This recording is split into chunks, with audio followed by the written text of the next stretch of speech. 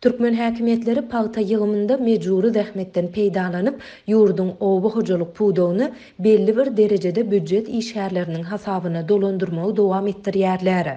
Mary welaýatynyň edara kärhanalarynyň käbirinde işgärler paýta ýygmak üçin ekin meýdanlaryna iýerilse, käbirinde işgärlerden hakyna tutuljak ýygymçy işçiler üçin pul ýygnalýar.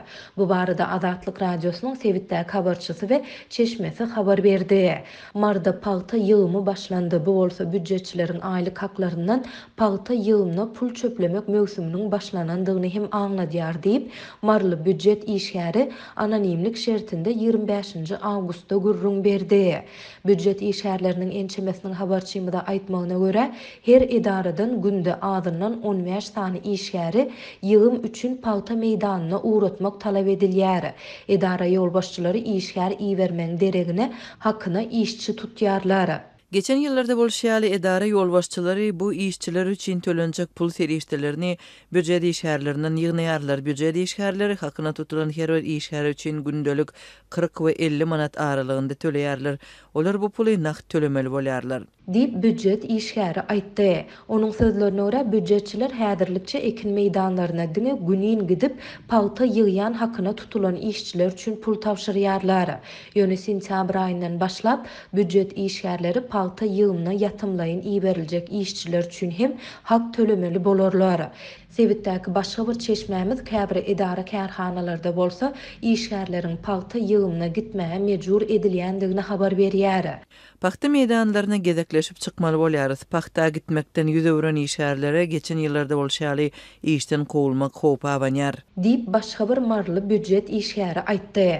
Azatlyk baýdylanlar barada Mary welaýat häkimliginden we onuň oba hojalyk bölüminden kommentari alyp bilmedi.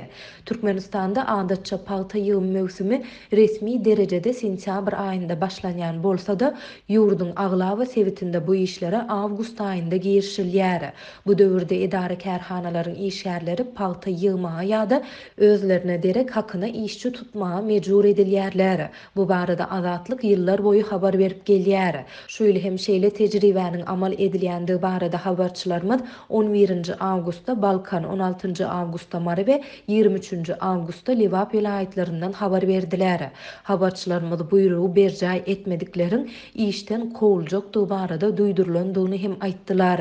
Lewapdaky habarçymyz öz işgärlerini paýta meýdanlaryna uğradanlaryň arasynda Lewawyň bilim edaralaryny, Türkmenabadyň jemaat hyzmatlary kärhanalaryny, şäher suw üpçünçiligi, energiýa, bagwançylyk hyzmatlaryny, aratnaşyk agentligini, paýta egriji we himiýa zawodlaryny agzap geçdi. Adam hukuklaryny gorap çykyş edýän halkara guramalar Türkmenistanyň hökümetini özüniň oba hojalyk pudugynda, hususanda paýta önümçiliginde mejburi zähmetden peýdalanmakda berk tanqid edýärler.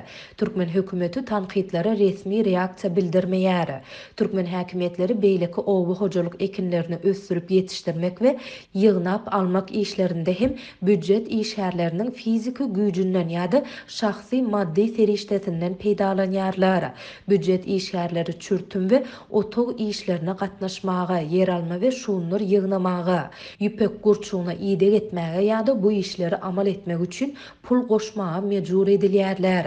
Şu ýyl Türkmenistanda 580 000 hektar meýdany gowa çekildi we ondan 1 250 000 tonna paýta hasylyny öndürmek göz öňünde tutulýar.